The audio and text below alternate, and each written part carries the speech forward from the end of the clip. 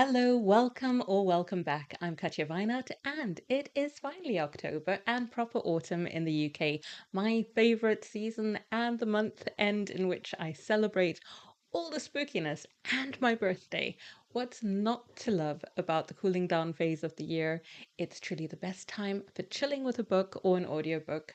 Yeah, especially when you're like me and you actually do a birthday week celebration rather than just a birthday. And this is not something I used to do when I was younger, like in my 20s. It started in my late 30s, and it's a tradition that I continue. So, week long celebration. Yep, that's for me. But anyway, today's book chat is about Katie Lumsden's The Secrets of Hartwood Hall, and I don't have a hard copy to hold up because I listened to the audiobook and I've forgotten the name of the narrator. I'll put it in the subtitles. They were very good. Before diving in, I want to thank Charlie Brooke and Charlie Heathcote for hosting the September read along of this novel. I've linked their booktube channels in the video description. The group chat that they hosted was actually on Voxer, and it was so enlightening. I loved the twists that all of the people in the group came up with collectively, and some of them were actually realized in the book by the time we got to the end, though most of them were not. It's not a spoiler to say that the main character, Margaret, is not a serial killer, but someone, me, may have suggested a couple of chapters into reading this book that that would be a fun twist. Did I think it was a solid theory? No. Don't ask. My mind keeps me really entertained. As someone who has been writing and reading space opera in September, it was so nice to dip into Gothic fiction coming out of that. It sort of balanced things out. As an eclectic reader, as someone who likes to read different genres, it was nice to dip in and out of the space opera to go back to this Gothic fiction throughout the month. Now, it's a genre that's usually hit and miss for me. I love Jane Eyre, and I enjoyed Wuthering Heights for all the wrong reasons. Now, Wuthering Heights was a group read that I had this year, I think it was. It should be earlier this year, hosted by Summer at Sterling Reads, and she was somewhat appalled to find that I had lost a lot of my empathy, and I was just like so amused and chuckling away about the melodrama. Seriously, it's not my usual reaction to laugh at tragedy, but somehow I couldn't get into the mindset that Heathcliff and Catherine were real people. And I wanted, to really love it, and I didn't. And my friend wanted to chase me around with a pitchfork for my lack of respect when I told her I found it so, so funny. And it wasn't Summer because Summer's too nice for that. She was just like a little surprised about my reaction. Now, for Hartwood Hall, no inappropriate giggling on my part. The Secrets of Hartwood Hall is a compelling debut with strong elements of mood and setting. So it delivers on what it promises, a gripping, atmospheric, gothic mystery. While it reminds readers of other classics in the genres, it manages to stand alone with its unique touches, such as the inclusion of a character who is partially deaf. A couple of people in the group chat said the opening gave them the Tenant of Wildfell Hall vibes. And I've added the book to my TBR for next year as it's one that I've not read yet. So I don't know how much I'd agree with that or not. But considering there was a couple of people, I'm supposing that that's accurate. Now, the opening provides a perfect spooky atmosphere, and the book is written entirely from Margaret's point of view.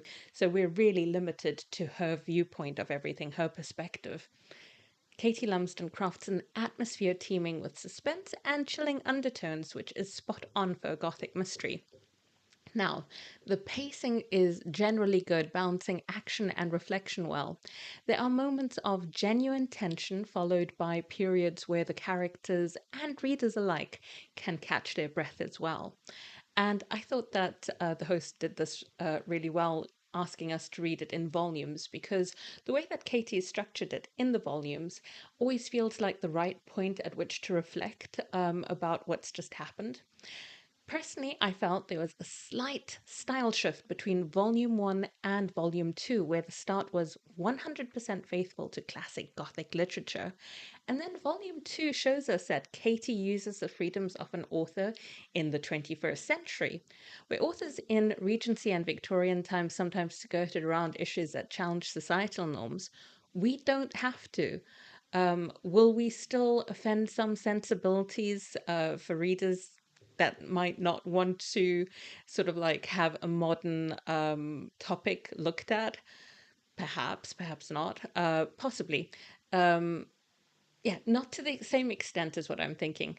Initially, when I noticed that the volumes were sort of like moving away from the original classic feel of volume one, I wasn't sure if it flowed, but it does. It's just that it bucked my original expectation because I had decided after reading volume one that this was going to be a book that had the same restrictions of the 18th and 19th century authors.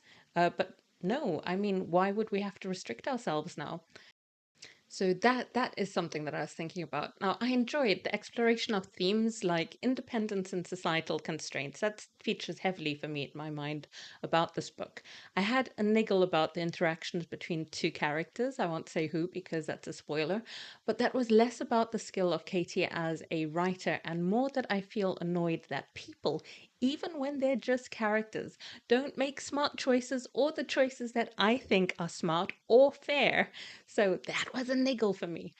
All in all, I found this to be a really promising debut, and I think The Secrets of Hartwood Hall is an engaging book for book clubs, as it will generate lots of discussion. Um, the, we had so many theories about little things. It was like, who does that belong to? Who do you think did that? And yeah, it was really fun to have this as a group read. Let me know, have you read it? Are you thinking of reading it? For my part, I had pre ordered it, but then there were lots of gushing reviews from fellow booktubers, and I got worried. I was like, I know that most of these people provide genuine reviews, but are they biased? And will I be biased because we all like Katie as a booktuber? So, in the end, I'm glad I put the overthinking aside and finally picked it up. I don't think there is a bias in there. I think it's genuinely a really good read. So, thanks for joining me, and until next time, let me know your thoughts as well. Cheers, bye.